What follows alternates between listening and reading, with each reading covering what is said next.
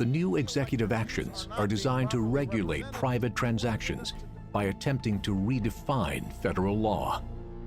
So he had ATF issue guidelines.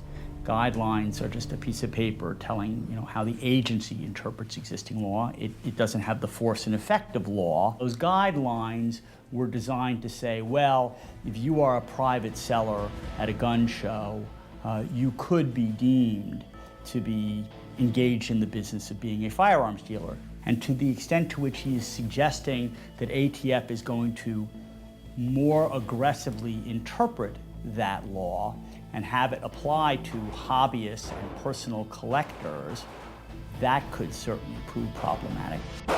I think we're better off having a definition. I think we're better off having a discussion about what that definition should be. Is it troublesome that it could be someone who sells 5 guns a year?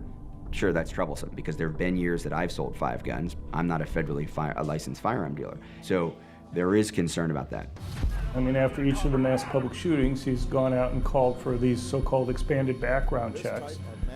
Well, what attacks would this have stopped?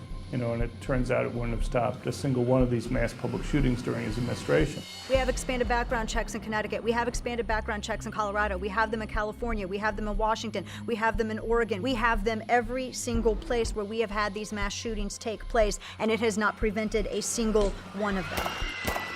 I know for a fact that laws, even though they may make you feel good, they don't protect you. Passing these laws may make you feel safe, but they don't make you safe. Well, I think overall they were a mistake.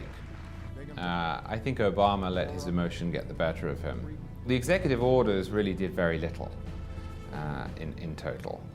And yet, he has irritated the NRA, he's irritated American gun owners, he's led to a spike in sales, and he's given the impression that the government has acted, which diminishes any momentum that there might be to make changes.